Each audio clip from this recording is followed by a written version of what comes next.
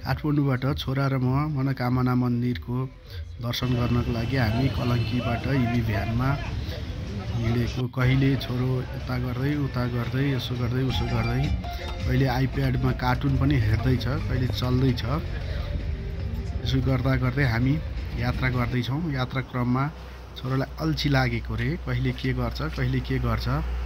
यसरी हामी जिन मनोकामना पुग्यौँ। मनोकामना मन्दिरको दायाँ बायाँ हेर्दै यसो उसो गर्दै हामी फोटो भिडियोहरू खिच्दै बिस्तारै बिस्तारै तल काउन्टरतिर झर्दैछौँ। काउन्टरमा मनोकामना केबल कारको पनि भिडियो खिच्दै छोराले हाई भन्दै हात हल्लाउँदैछ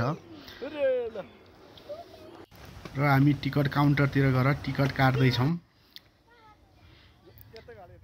टिकट काट्दा उसलाई लागेको जिज्ञासाहरू के सोध्दै पनि छ। ड्याडीले यो के हो भन्दैछ। हामी यसो रमाइलो गर्दै हामी दुईजना दायाँ बायाँ मान्छेसँग हेर्दै केबल कार सुरसार गऱ्यौँ। केबल कार पनि आयो, झर्ने मान्छे झरे र हामी बाबु छोरा फेरि केबल कारमा चढ्यौँ। केबल कारमा चढ्दा ऊ साह्रै खुसी देखिन्थ्यो।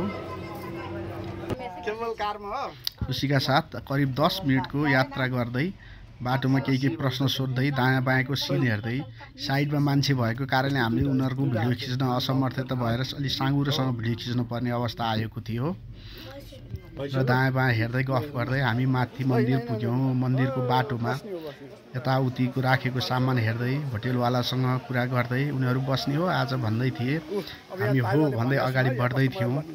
बाटोमा धेरै रङ्गी बिरङ्गी फुलहरू, सजाउने सामानहरू, पूजा सामानहरू र खाना आउनुहोस् भन्नेहरू मान्छेहरूको ताती थियो।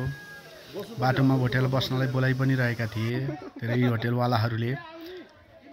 छोरो त्यो हेर्दै रमाउँदै अघि हिँडिरहेको थियो। म पछि हिँड्दै थिएँ। उसले केही कुराहरू सोध्दै थियो। भोलि यो किन्ने ऊ किन्ने भन्दै थियो।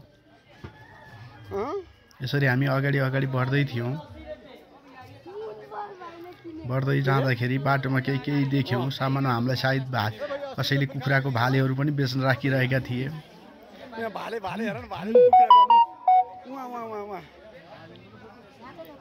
यताउति हेर्दै यसो गफ गर्दै जिस्किँदै अगाडि बढिरहेका थियौँ।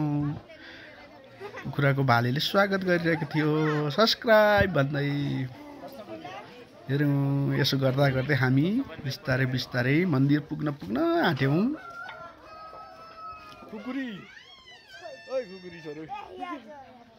हस्तकलाका सामानहरू पनि यहाँ बेचिरहेका थिए, काठबाट बनेका सामानहरू।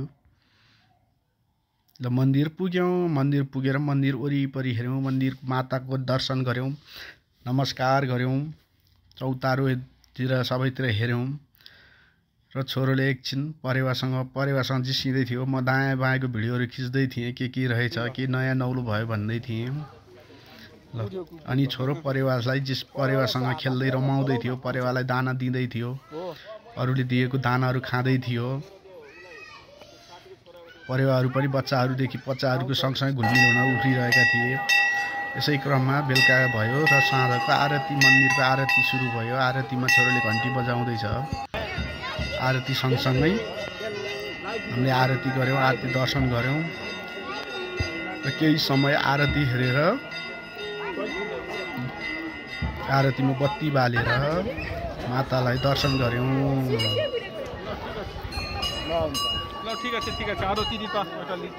माताको दर्शनपछि बेलुका हामीले होटेल लिएका थियौँ। होटेलमा गयौँ, खाना खायौँ।